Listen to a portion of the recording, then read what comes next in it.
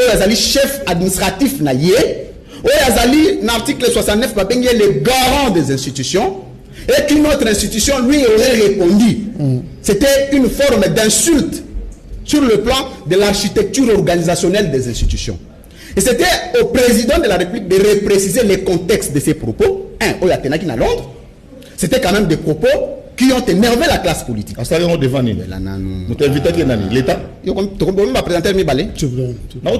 un débat. C'était un débat. Alors, c'était un débat, je vais prendre la parole. Alors, j'étais en train ici de dire que maintenant, la stade Tozali, président Ayak d'abord, non, on a démobilisé les gens ne sont pas venus.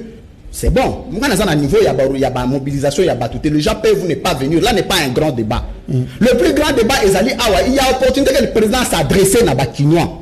Mais est-ce que, à Koki, si le président lui-même aussi, prochainement, ce gars Maloba, Aye Bissabissou, qui est censé l'engager? Parce qu'aujourd'hui, l'UDPS engage le président.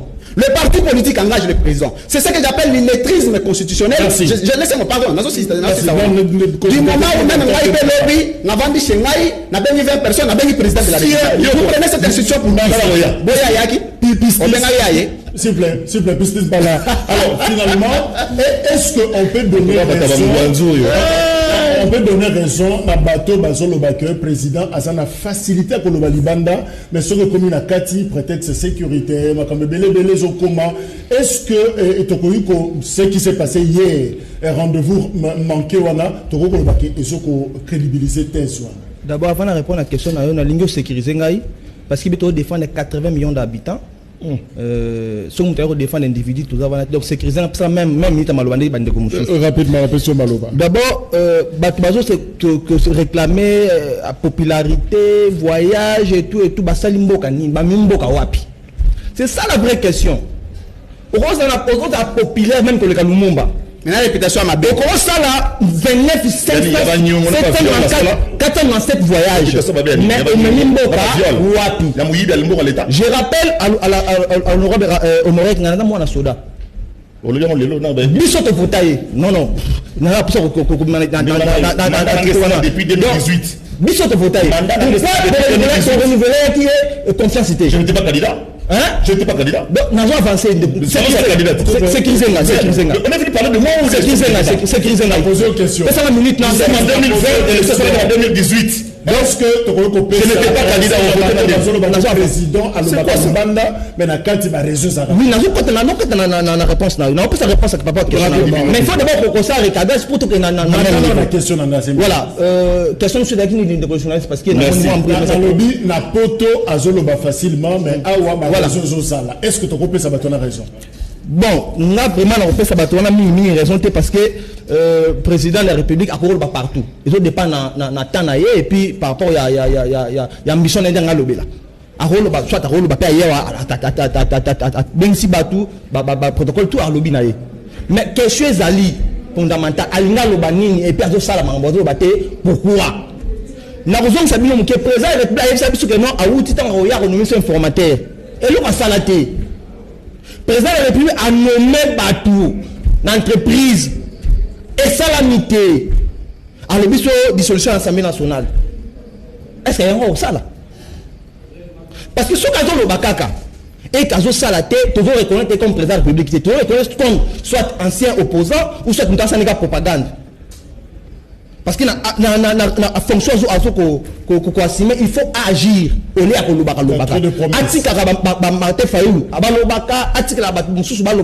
Il faut agir. La constitution des garanties sont là, constitution de garantie.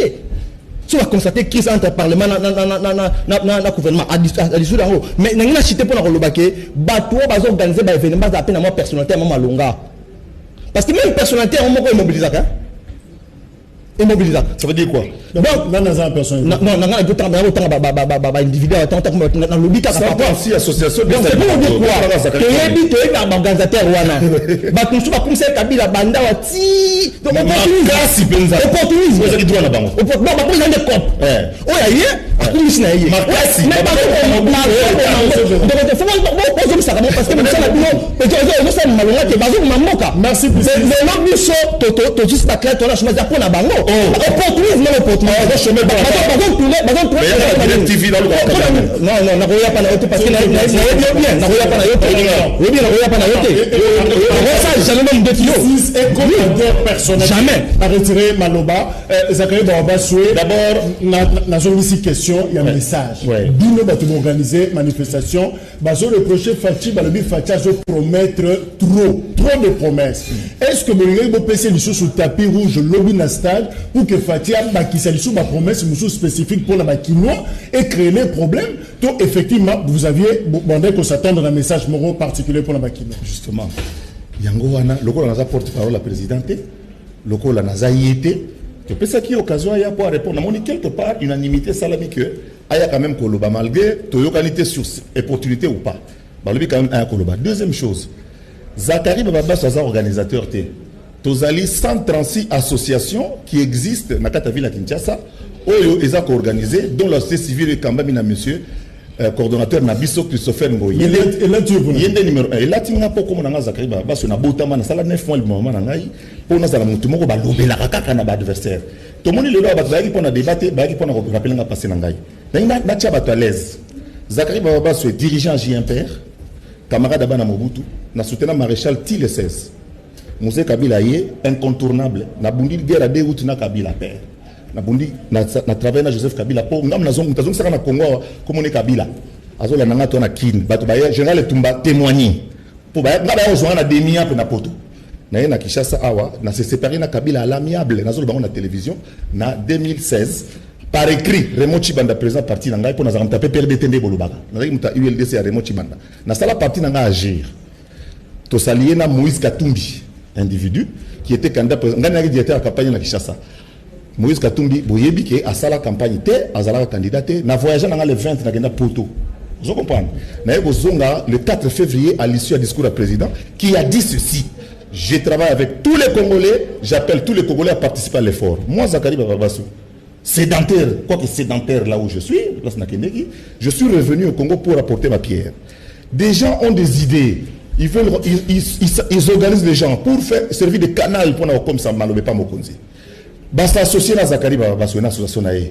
Tu continues à Kati, tu évolues, tu es ici président. Président a été, alors il a été parce qu'il était mais pour sécurité le bien a été.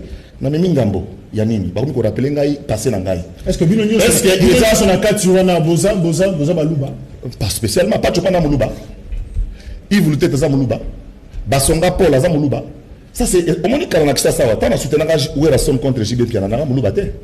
Tant on a tchai Kabila pour contre Tshisekedi père na muluba te. Le roi na tchai Tshisekedi fils pour na muluba. Débat de bas étage, il y a bateau na sur la coupe na bangoté. Prochainement benga na niveau na plateau. Merci. Héritier, justement, question, est-ce que Félix Tshisekedi a un problème, il y a d'action?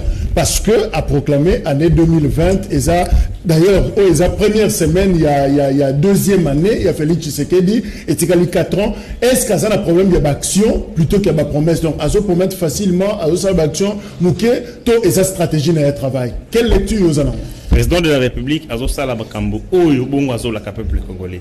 Vous savez, le président de la République, Azubo Kondinae, a promettre au peuple congolais qu'il y a gratuité d'enseignement. Vous voyez que tant que même place mais papa, qu'est-ce qui ne va pas? Gratuité d'enseignement sans budget. Mais d'ailleurs, comprendre qu'avec la volonté politique, nous avons déplacé la montagne. Les gratuité d'enseignement est effective dans la République du Congo. Oyo, dans le régime de Kabila Sali, 18 communes ce monsieur est venu, la volonté politique à tirer en exécution. Le président de la République, Makambo Ozoloba, déboulonnement, dissolution, ainsi de suite. Nous avons la logique, nous avons une analogie entre Makambo Salamaki en Égypte, entre Moïse et Pharaon. Oh, Félix ça les a appelés. Azo yibisa avertissement. Bo libérer peuple congolais. Bo libérer Mboka. Bo ti Kamboke kende liboso. So ki bo continuer. Bo beta bâton. Azo le banan. AFC7. Azo AFC7. Na bâton le bi na robeta. Bâton zo mona ils a l'acheter. Bâton zo mona on faiblesse, ils a grandeur. Ils a grandeur. À quoi agir na temps na ye. Et puis biso tozali na katia horloge na été.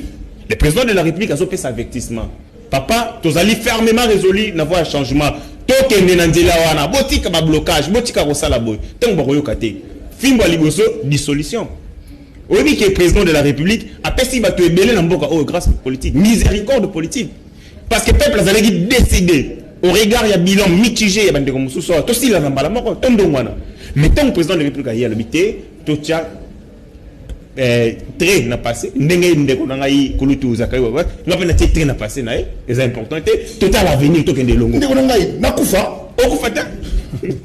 Et donc, ça veut dire tout simplement que Makambo ya kala to bossa. Donc on a Kabila nakufa. Très ça veut dire la lobité ko kufa. On finit na passer na la lobité continuer rapidement l'avenir tozana Congo moko. Oui, tozali ka la terre moko Congo c'est important na Congo. Merci. Importance ya Congo, importance ya Kulutu, loko na linga loba. En 1960, on ne parle pas de lui. Sujet la biso et sa carité, je rappelle d'ailleurs pour la biso nyonso, tout le belaba individuité, le sujet ne porte pas sur Zakari Bawabaswe, nous sommes sur les actions et à chef de l'État. Lui, France Kouzekisa, est-ce que Félix Tshisekedi c'est un homme d'action ou un homme simplement de promesse? Très bien, mais si Ndeko Jacques n'a analysé que Shoana ezali pena important parce que Bakbazo le belango. Mais tant que bazo finga biso babi bengaka bato niveau na biso yo corriger ta parce que Ndeko Zakaria za licencié il penga za doctorant depuis international il y a tout ça là et ça n'a pas de la biso non des insultes ils ont des insultes il est dit que c'est pour un doctorant depuis 15 ans. OK toujours ngela wana te alors na so wasko pour na côté yo docteur na université simanda respect entre biso c'est toujours respecter je le rappelle d'ailleurs petit monsieur, scientifiquement, respect notoirement aussi. Notoirement, c'est pas en français. Pas notoirement, c'est pas en français. C'est pas en français. Le dictionnaire, notoirement n'est pas en français. N'est pas en français. Lui, France. Notoirement, c'est pas en français. Non. Alors, c'est ça pour alors, mais alors, bah, alors, doctorat.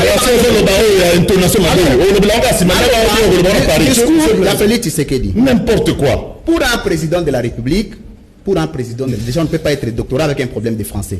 Pour un président de la République, c'est un problème de langage. Il y a 2-3 choses à tenir en compte du point de vue de la communication ou du point de vue de la communicabilité. Le premier élément, c'est ce qu'on appelle en philosophie de communication les actes inilocuteurs. Théoricien. C'est que les théoritaires.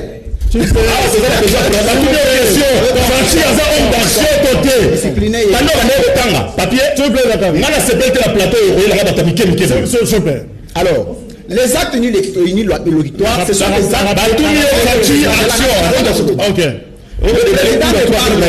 il pose les actes. La philosophie, c'est-à-dire un chef qui ne parle pas, mais qui agit. Mais il y a une phase où les actes perlocutoires, où le président parle et agit. Deuxième dimension, c'est-à-dire les actes performatifs de la marche. Le président ne parle ni ne fait. On comprend. Il y a un qui a investi dans la bombe belé, non il y a ça y est qu'est-ce que le président fait ce qu'on appelle les actes perlocuteurs. C'est-à-dire le président promet sans tenir compte de la réalisation. Ce que j'aime à Félix, c'est la volonté politique.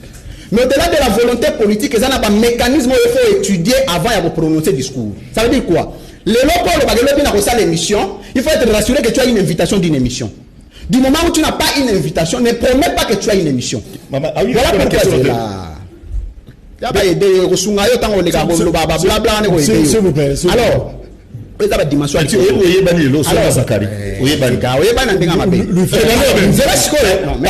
ce pays je n'ai jamais rien géré ni ministre ni ADG ni quoi que ce soit je suis propriétaire d'une chaîne de télévision comme Canal King dont je siège au conseil d'administration avec M. Jean-Pierre Bemba. Je fais parler s'il vous plaît. N'importe quoi. Lui France. Ah, France a bien le biga yango. Lui France c'est Lisa. Sikoyo, allez to comparer avec français. Non, qui se calme. Vous savez les choses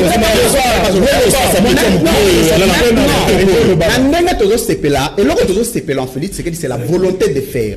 Mais au-delà de la volonté de faire, n'a pas ta communication, n'a pas ta service de sécurité, n'a pas mélange de nos entourés institutions.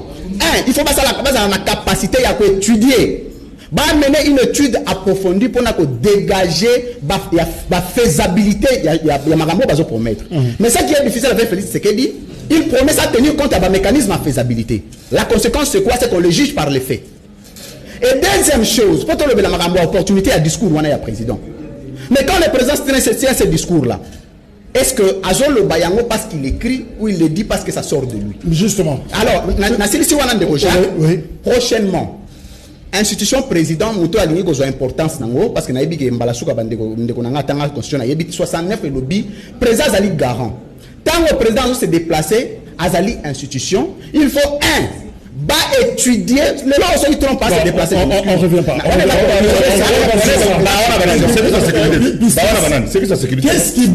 Qu'est-ce qui bloquerait le président à poser un bongo à Kendenabaction plutôt que n'a pas promesse belé? Et nous on a précisé qu'est-ce qui bloquerait? Et nous on bloquer le président à Kendenabaction directement. Bon, je pas une question je pense que le président de la République n'est pas le qui ceux qui a signé accord pour comme président de la République il dépasse l'élection au Bongo bamsou ba signé accord pour comme premier ministre bamsou ba signé accord pour comme ministre mais on va signer accord pour comme l'animation président de la République donc il est kanga bamsou accord na ba signé ki wana donc au-delà de la volonté politique na ye azali lien accord wana